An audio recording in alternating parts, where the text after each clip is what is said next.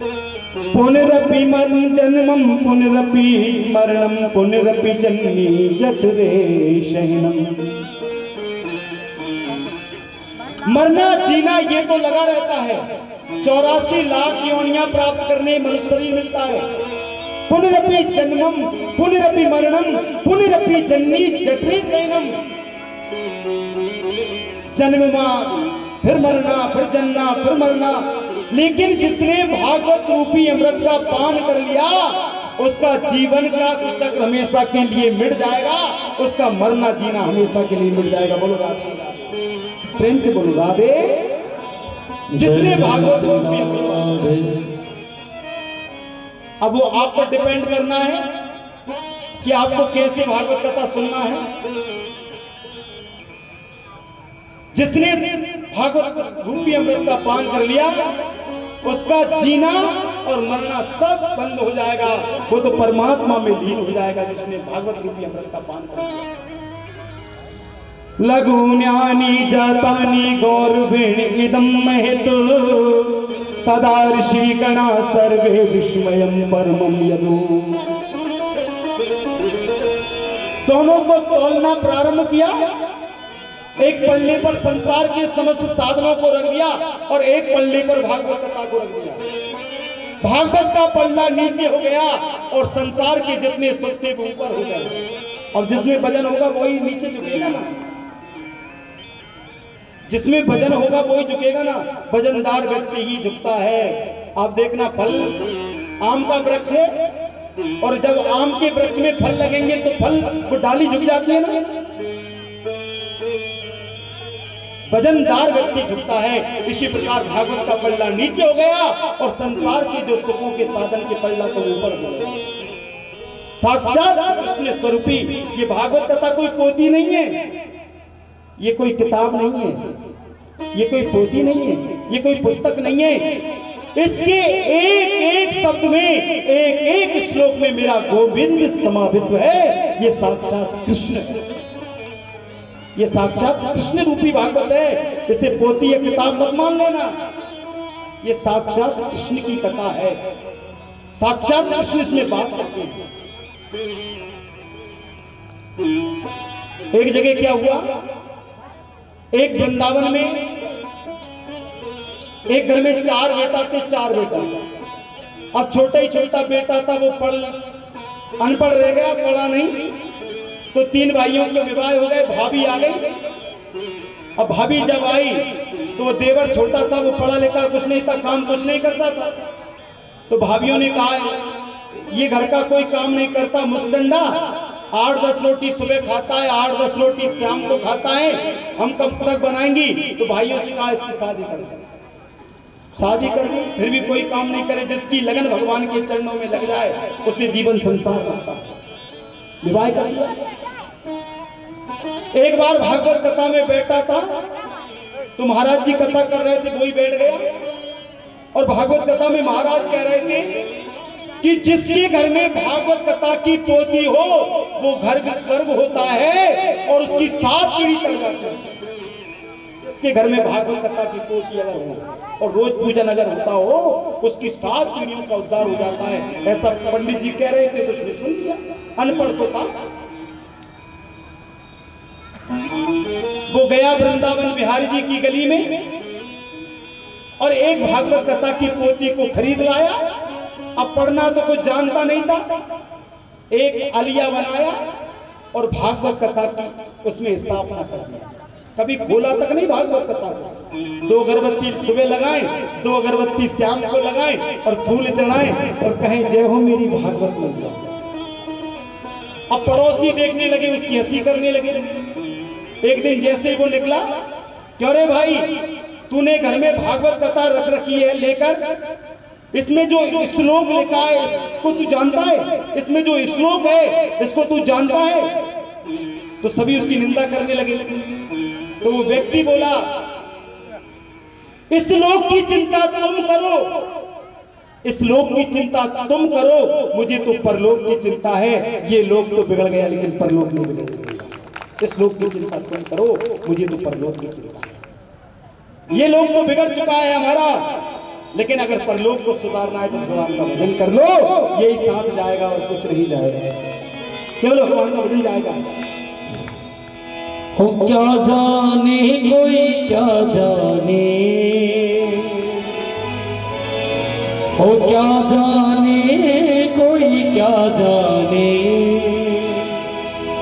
हो मेरी लगी शाम संग प्रिय ने आकर रक्षा की।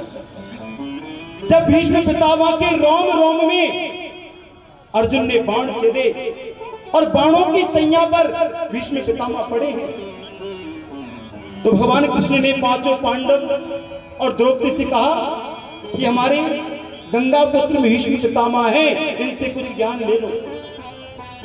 तो जैसे ही अर्जुन ने भीष्म पितामह से कहा, भीष्म पितामह हमें कुछ उपदेश दीजिए, कुछ ज्ञान बताइए, तो उनने सबसे पहली बात ये कही थी कि अपनी आंखों से कभी पाप नहीं देखना चाहिए।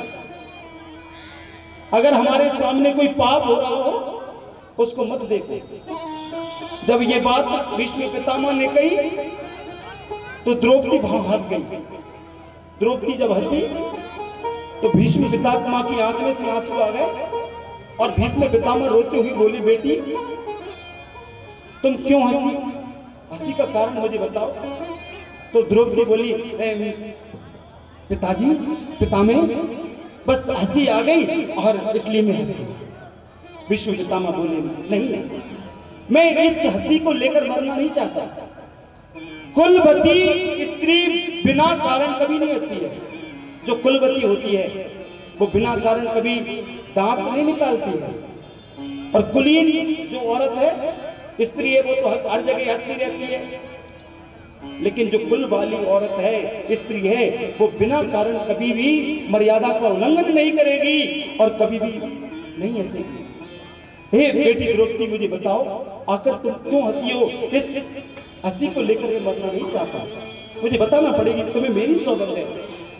जब भीष्म पितामह ने ये कहा तो द्रौपदी ने कहा, महाराज पितामह मैं इसलिए हंसी हूं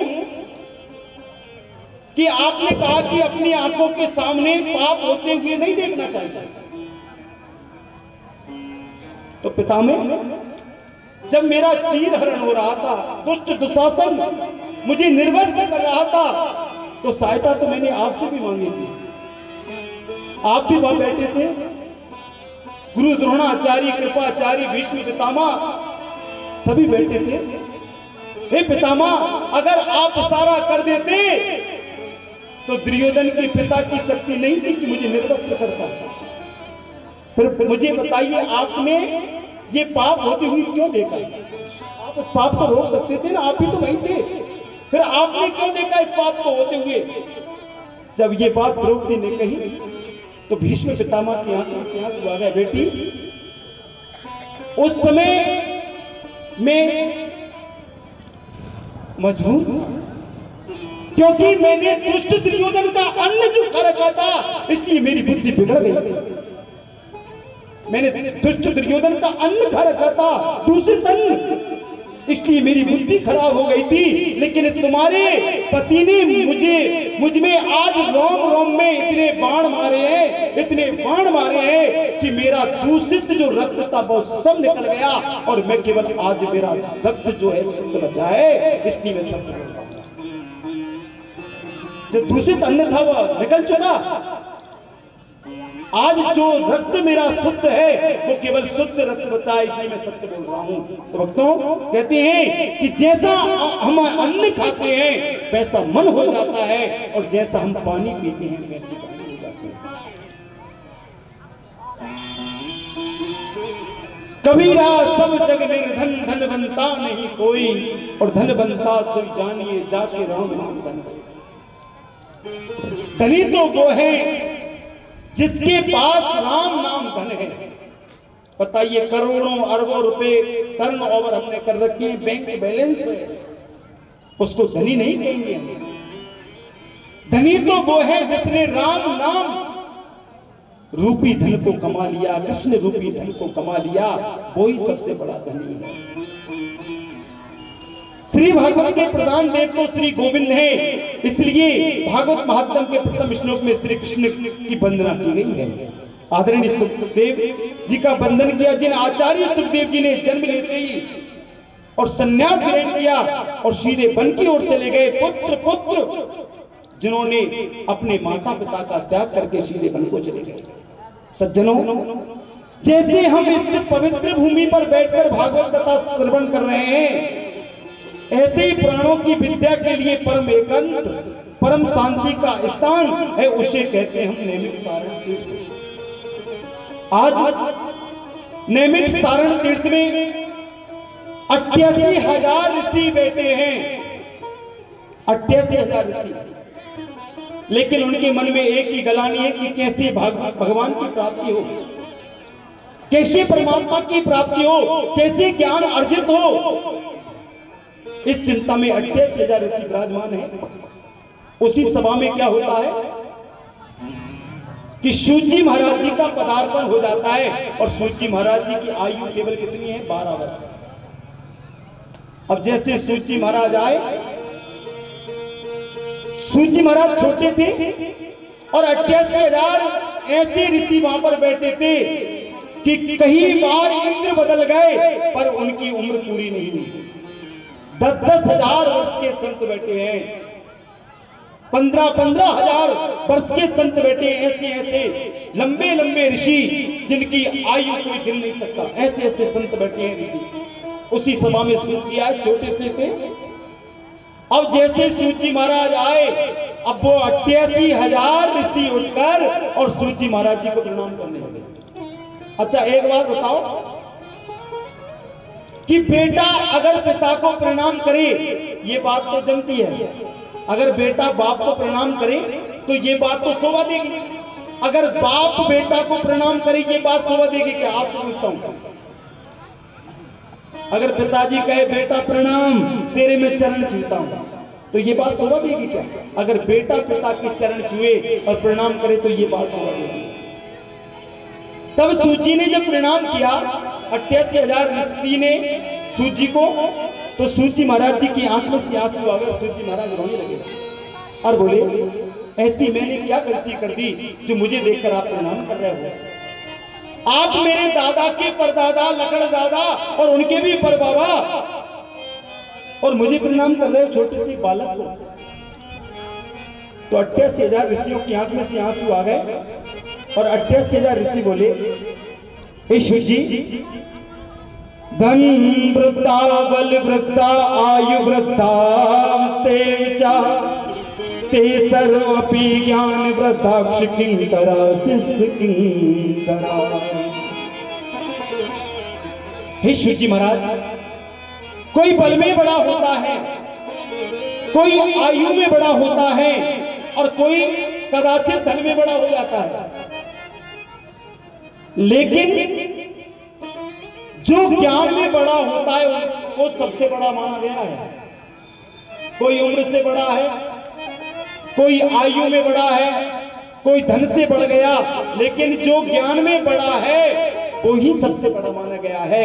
आप हमारे लिए ज्ञान प्रदान करने वाले हो। हमने आपकी उम्र को प्रणाम नहीं कर रहे हैं, हम आपकी आयु को प्रणाम नहीं कर रहे हैं। आपके अंदर जो ज्ञान भरा है, हम उस ज्ञान को प्रणाम कर रहे हैं, ज्ञान को प्रणाम कर रहे हैं। कृष्ण प्राप्ति करम शाश्वत साधनम तद्दाधुना। तो सूत जी ने कहा, मुझे क्यों बुलाया है और क्या कारण है? तो सौनकादिक ऋषियों से सूत जी ने कहा, महात्मा संत और विद्वानों के पास जाकर कभी व्यर्थ का प्रश्न मत करो। कभी संतों के पास जाओ और ब्राह्मणों के पास जाओ तो व्यर्थ की बातें मत पूछो। महाराज तुम्हारा आश्रम कहाँ है? महाराज तुम्हारा विवाह हुआ कि नहीं हुआ? महाराज कितने बेटा हैं तुम्हारे हैं? महाराज तुम्हारी पत्नी कैसी है? महाराज बेटा की नौकरी लगेगी कि नहीं लगेगी? महाराज घर बनेगा कि नहीं? ये फालतू प्रश्न मत पूछो। संतों के पास जाकर कभी जात मत पूछो, महाराज तुम्हारी जात क्या है?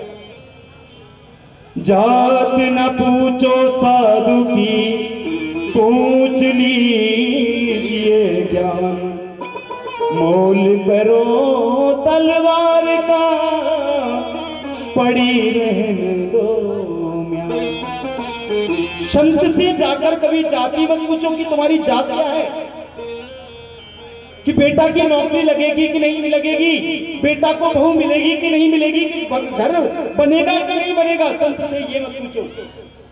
संत से तो केवल ये पूछ लो कि भगवान मिलेगा कि नहीं मिलेगा, भगवान मिलेगा कि नहीं मिलेगा। जब भगवान मिल जाएगा तो नौकरी भी मिल जाएगी, घर भी बन जाएगा, दुकान भी चल जाएगी और बहू भी मिल जाएगी, सब मिल जाएगा अगर भगवान तुम्हारे पास है। और भगवान नहीं है तो कुछ नहीं है, ध्यान देना। कितने लोग ऐसे हैं जितने मैं जानता हूं, काल व्याल मुख ग्रास त्रास निवास है तुम्हें। भक्तों, हमारा जीवन क्या है, ध्यान दें। एक बहुत बड़ा अजगर है, उसने अपना मुख खोल रखा है। हम कब तक सुरक्षित हैं? हम अजगर के मुंह में प्रवेश कर गए। हम जब तक सुरक्षित हैं जब तक अजगर अपना मुंह बंद नहीं कर पाता।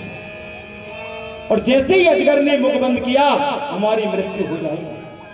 भक्तों, जिसने जन्म लिया है उसकी मृत्यु है, कहीं जन्म कहीं मृत्यु। क्वः शुदा क्वः कतालोके क्व काच को मरणम ब्रह्मरातो विचार्य तदा देवा त्वः सुतम। सुखदेव ने कहा, कहां स्वर्ग का अमृत और कहां श्रीमद् भागवत व्रत, दोनों की बराबरी एक संग कैसे हो सकती है?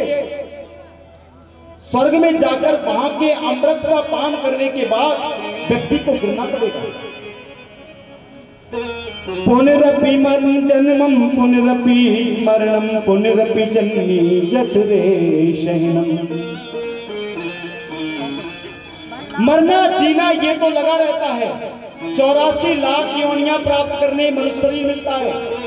पुनरपि जन्मम पुनरपि मरणम पुनरपि जन्मी जठरे शयनम। जन्मना फिर मरना फिर जन्ना फिर मरना। लेकिन जिसने भागवत रूपी अमृत का पान कर लिया उसका जीवन का चक्र हमेशा के लिए मिट जाएगा, उसका मरना जीना हमेशा के लिए मिट जाएगा। बोलो राधे, प्रेम से बोलो राधे। जिसने भागवत रूपी अमृत, अब वो आप पर डिपेंड करना है कि आपको कैसे भागवत कथा सुनना है। जिसने भागवत रूपी अमृत का पान कर लिया उसका जीना और मरना सब बंद हो जाएगा, वो तो परमात्मा में लीन हो जाएगा जिसने भागवत रूपी अमृत का पान कर लिया। लघुन्यानि जातानि गौरवेण इदं महत् तदा ऋषिगणा सर्वे विस्मयं परमं यदु। दोनों को तोलना प्रारंभ किया, एक पल्ले पर संसार के समस्त साधनों को रख दिया और एक पल्ले पर भागवत कथा को रख दिया। भागवत का पल्ला नीचे हो गया और संसार के जितने सुख थे वो ऊपर हो गए। और जिसमें वजन होगा वही नीचे झुकेगा ना, जिसमें वजन होगा वही झुकेगा ना। वजनदार व्यक्ति ही झुकता है। आप देखना, फल आम का वृक्ष है और जब आम के वृक्ष में फल लगेंगे तो फल वो डाली झुक जाती है ना। वजनदार व्यक्ति झुकता है। इसी प्रकार भागवत का पल्ला नीचे हो गया और संसार के जो सुखों के साधन के पल्ला तो ऊपर हो गया।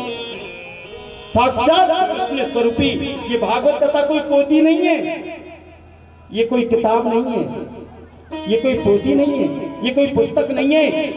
इसके एक एक शब्द में, एक एक श्लोक में मेरा गोविंद समावित है।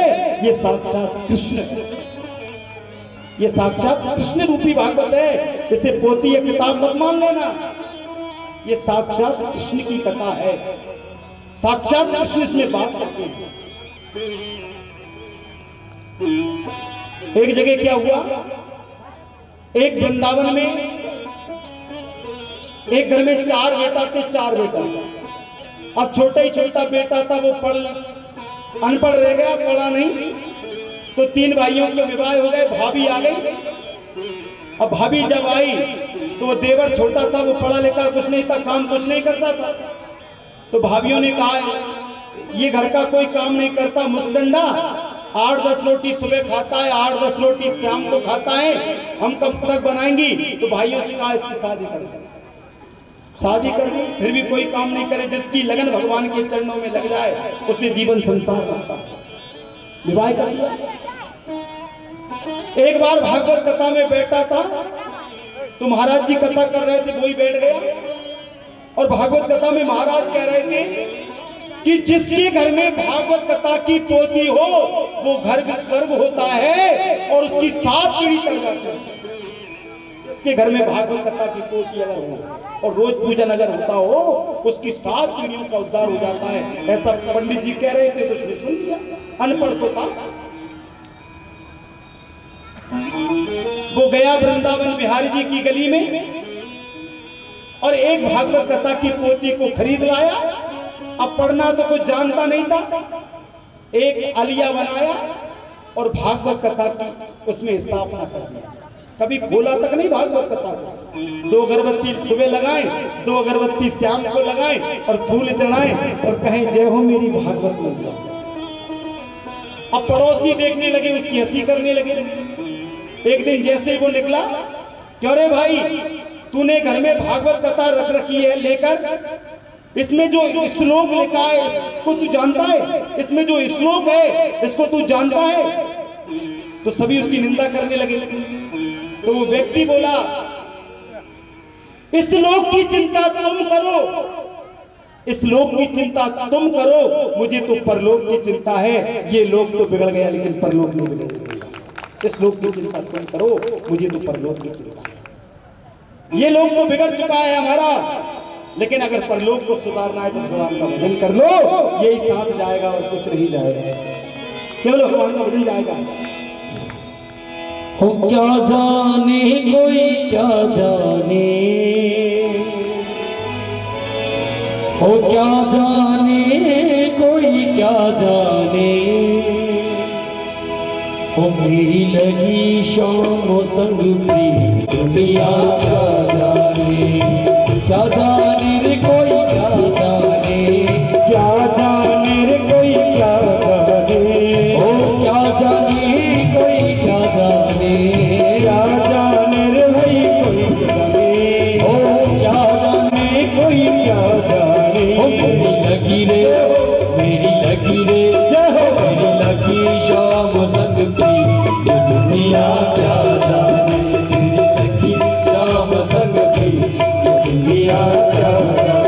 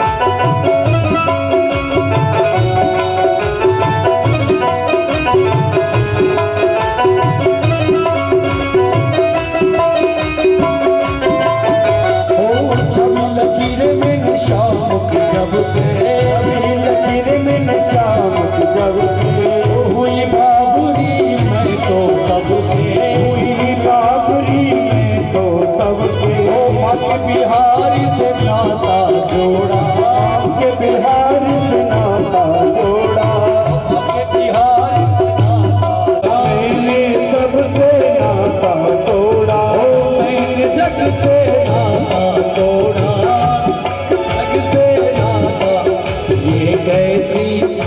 मेरी कैसी पागल प्रीत दुनिया क्या जाने, मेरे लगे श्याम संग प्रीत दुनिया क्या जाने।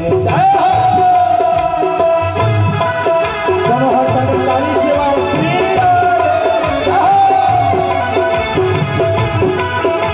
हरि बोल।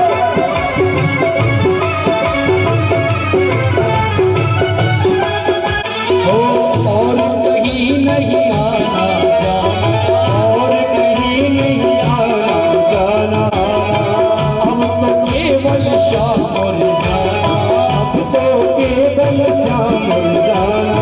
रूठ जाए तो उसे मनाना, रूठ जाए तो उसे मनाना। मेरी होगी वो मेरी होगी प्यार की जीत, ये दुनिया क्या जाने। जय हो राधे, मेरी होगी प्यार की जीत, ये दुनिया क्या जाने। लगी सब बदसी, ये दुनिया क्या जाने। बोली बाकी बिहारी लाल की कोई क्या जाने, राधा रानी की कोई क्या जाने, क्या जाने कोई क्या जाने। ओ मेरी लगी शाम संग प्रीत, ये दुनिया क्या जाने। मेरी लगी ओ क्या जाने कोई क्या जाने, क्या जाने कोई क्या जाने। ओ क्या जाने रे कोई क्या जाने, क्या जाने रे भाई। ओ मेरी लगी शाम संग प्रीत,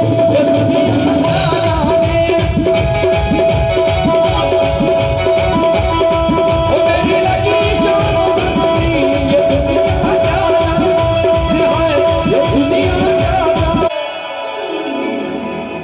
बोली वृंदावन बिहारी लाल की। ओ छवि लगी मैंने शर्म की जब से, हुई बाबुरी मैं तो तब से। हो मैंने छोड़ी जग की रीत, ये दुनिया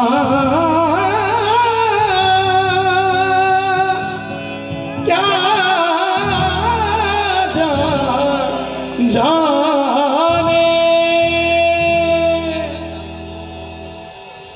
जय जय श्री राधे। राधे राधे बोलना ही पड़ेगा, सीधे सीधे हाथ। जय जय श्री राधे। आप सोच रहे होंगे महाराज जी 7 दिन कथा करने क्या है, 3 घंटे में कम से कम 300 बार तो हाथ ऊपर करा देंगे। अब कई तो ऐसे एक हाथ से दूसरा हाथ दबाता है।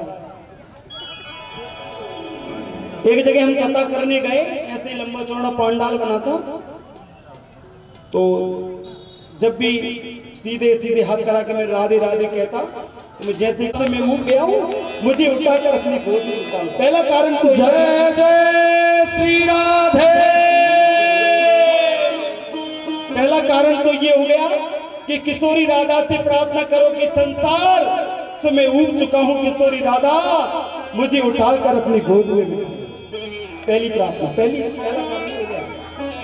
दूसरा कारण है, हम जब कथा सुनने आते हैं, अब कलयुग में पाप सामने तो आ नहीं सकता, कलयुग जो है सामने तो आ नहीं सकता। अब वो कलयुग क्या अपनी कांख के नीचे आकर बैठ जाता है, हाथ के नीचे कांख के नीचे आकर बैठ जाता है। और जब कलयुग बैठ जाता है तो कथा नहीं सुनती। जब नींद आ जाती है, आलस आ जाता है, इधर उधर की फालतू बातें करने लगते हैं, तो हम समझ जाते हैं इसकी कांख के नीचे कलयुग बैठा है, तो हम कर देते हैं जय जय श्री राधे, तो कलयुग भाग जाता है और कथा में मन लग जाता है। ये 2 कारण हाथ उठाने के। हाथ उठाने में संकोच मत करो, एक बार प्रेम से जय जय श्री राधे, जय जय श्री राधे। ये 2 कारण, इसलिए हम बार बार हाथ उठवाते हैं। तो उस व्यक्ति की मन की शंका व्यक्त हुई कि महाराज जी को कोई बीमारी नहीं है, ये तो किस बीमारी से ग्रस्त हैं। कोई कहते हैं कि कोई तन पागल कोई धन पागल। अरे भैया हम तो ऐसे पागल हैं, पागल बनो तो कैसी बनो कि कोई तन पागल तो कोई धन पागल, कोई पागल बेटा नारी का और सच्चा